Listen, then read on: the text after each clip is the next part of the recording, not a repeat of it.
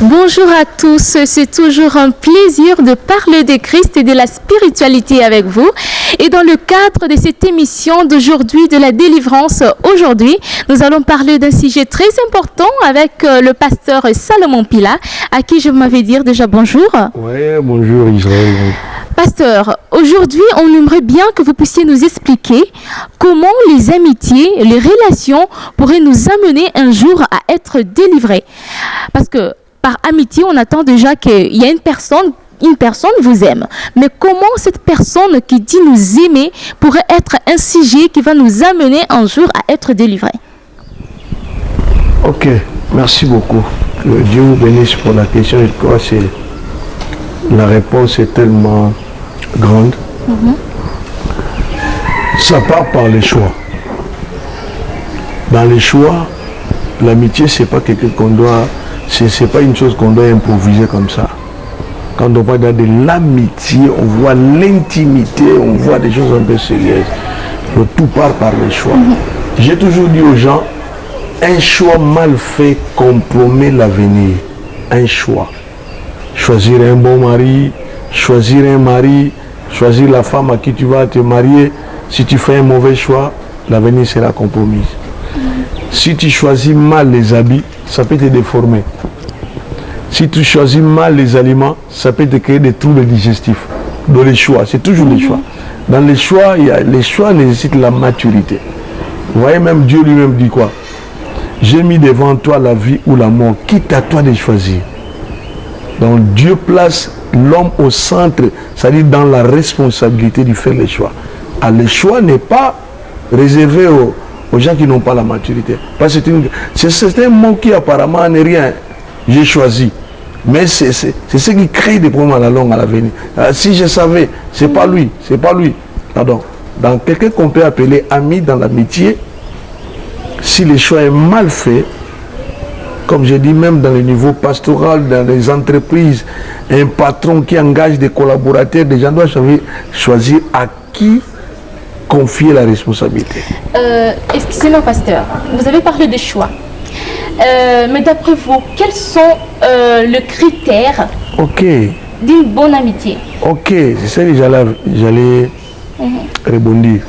Vous savez, les choix, quand on veut faire un choix, on doit d'abord regarder la personne qu'on veut choisir, qui doit répondre à vos préoccupations. Est-ce qu'elle est capable? D'abord, elle est digne, étant chrétien. Quel est son état d'âme? Parce que qu'est-ce qu'elle va vous apporter spirituellement, moralement, physiquement, psychologiquement? Quelqu'un peut être bon dans cette année ici. Après une année, il ne sera pas bon. Vous voyez? Donc, nous, quand nous faisons des amitiés, nous le faisons à la veille qu'à la hâte, comme ça. C'est un terme qui se dit beaucoup plus chez les Kinois. C'est mon cœur. Ça devient très dangereux dans la vie. Si nous partons dans les textes bibliques, même Christ lui-même, pour choisir les disciples, il prenait tout son temps. Il passe comme ça, il voit Pierre, il dit, toi, suis-moi. Il laisse les autres. Il va là-bas, Marc, suis-moi. Ce n'est pas tout le monde qui ramassait. Vous voyez qu'il avait 72 disciples, 72. Et lorsqu'il voulait commencer à entrer dans les choses sérieuses, il a posé une question qui était très profonde. Par les réponses, il n'est resté qu'avec 12.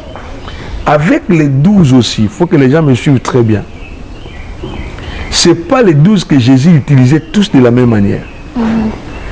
Lorsqu'il a voulu monter sur la montagne de la transfiguration pour voir Élie et Moïse, il n'a plus que Pierre, Jean et Jacques.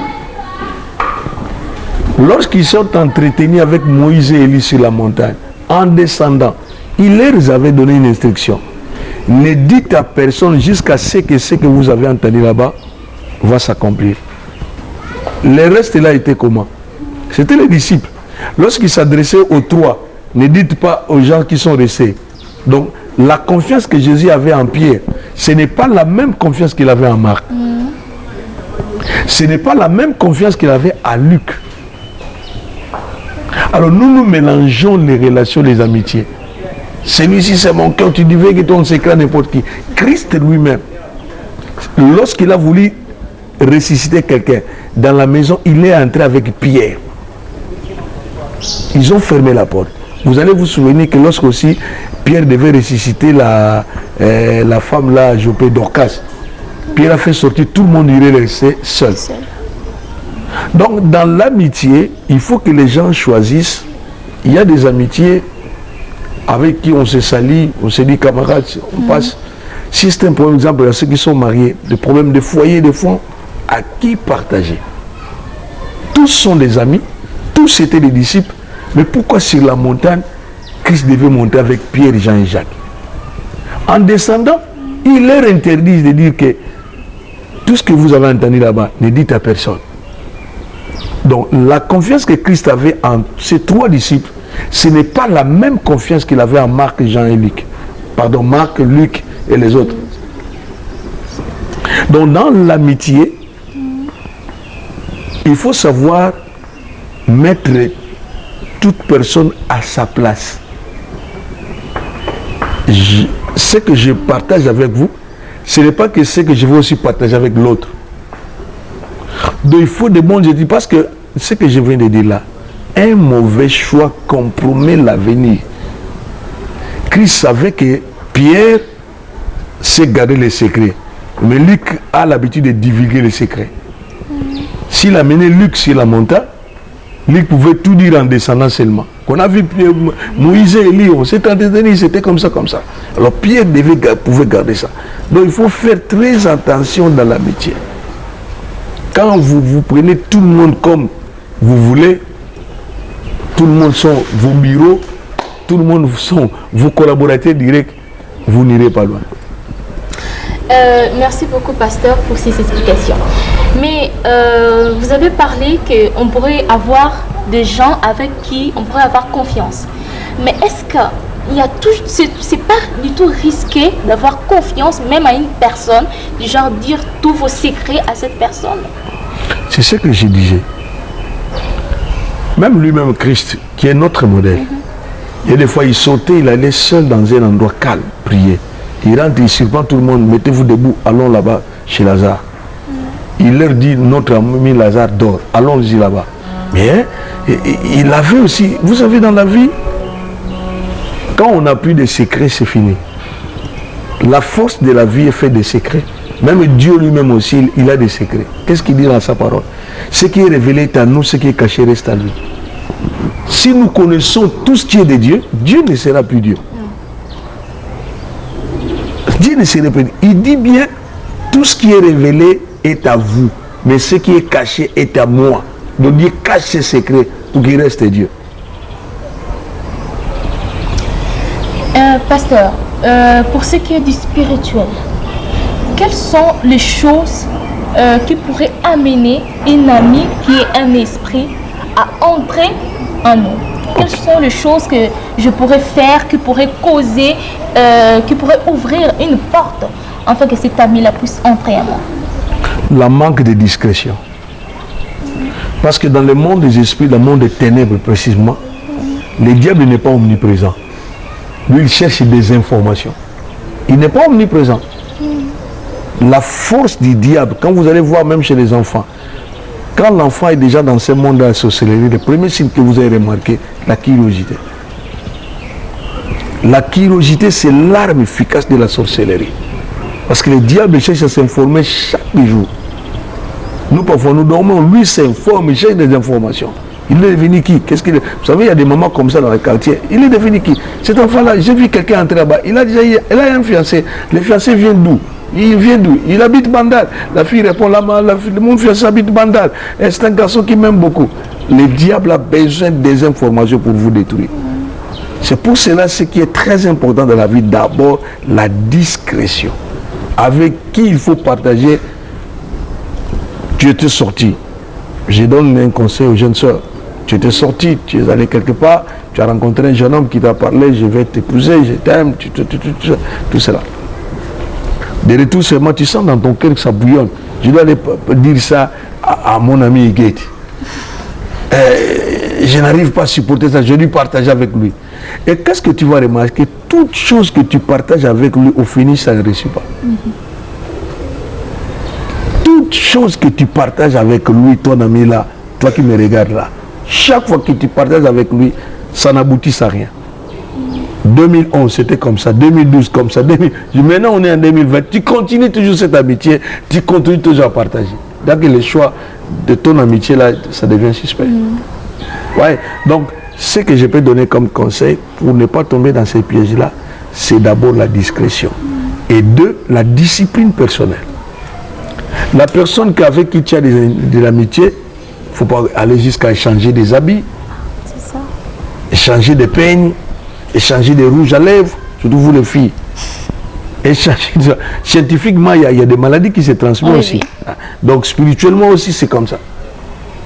On peut vous détruire partant par les habits, on peut vous détruire, elle peut vous posséder. Ce sont des petites histoires apparemment, mais ça a de l'impact dans le monde spirituel. L'habit reste habit dans le monde normal, mais l'habit dans le monde spirituel signifie une personne. Vous savez, quand je suis en train de parler comme ça, si je transpire, mon sueur se laisse dans le lisière de la chemise. Dès que je vous donne ça, vous portez ça, vous consommez d'abord ce que j'ai fait sortir comme sueur. Vous voyez un peu. Donc il y a déjà une affectation. Les deux se mélangent. Et ça devient un peu comme une seule personne. Ok. Ça peut vous détruire facilement. Donc les gens doivent faire très attention dans les choix. Et quand vous avez fait les choix, vous devez savoir à qui vous avez affaire. Une telle amitié, ça reste seulement au niveau de l'école. On se dit bonjour en classe et tout, c'est fini. On n'entre pas dans les fonds. Celui-ci, avec un tel, je serai comme ça, comme ça. Avec lui, on se parle seulement des histoires à manger, des habits. Vous voyez quelqu'un qui vous vend des habits. Mais vous avez qui vous partagez de tout sauf de rien. Or que vous êtes rencontré dans un magasin, c'est un vendeur, c'est quelqu'un qui vous fait, je ne sais pas, des onglets, qui nettoie des onglets, comme on appelle la cité Sibane à Vernis, des histoires comme ça.